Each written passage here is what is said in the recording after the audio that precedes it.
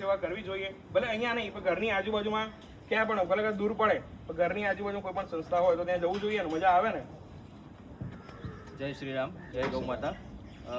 હું તો એટલું જ કહીશ કે ખરેખર આપણે એવું વિચારતા હોઈએ કે આપણે જ્યારે ગઈઢા થઈશું કે મોટી ઉંમર થશે ત્યારે સેવાનો લાભ લઈએ, પણ ખરેખર અત્યારે જનરેશન યંગસ્ટર્સની છે.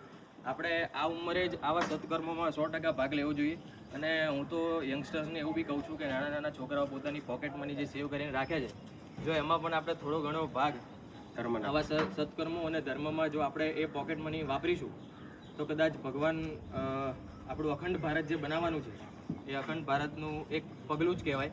તો આપણે 100% એવા સત્કર્મ કરવા જ જોઈએ. અને ભગવાનનો ખૂબ ખૂબ આભાર કે આવો લાવો ભગવાને આજે આપ્યો, કે ભગવાને આપ્યો અને તમે પણ અમને લાવો આપ્યો કે અમે આવા સત્કર્મોમાં જોડાઈ શક્યા.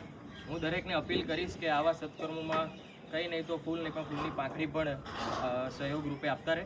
જય શ્રી રામ, જય ગૌ માતા. સેવાનું કામ પરમાત્માનું છે, પ્રકૃતિ કરી રહી છે, આપણે સૌ નસીબદાર છીએ તો સારા સેવા કાર્યમાં નિમિત્ત બનીએ છીએ. એટલે ગૌ જે અહીંયા ના આવી શકે અને ગાયનું દૂધ પીવે અને ગાયનું ઘી પીવે ને, એ પણ એક પ્રકારની ગૌ સેવા જ છે. તો બને ત્યાં સુધી ગાયનું દૂધ અને ગાયનું ઘી પીવું. આપણી સંસ્થામાં તો ગાયનું દૂધ કે ગાયનું ઘી નથી હોતું, કેમ કે અહીંયા બીમાર ને અસર ગાયો હોય છે, એટલે નથી કરી શકતા.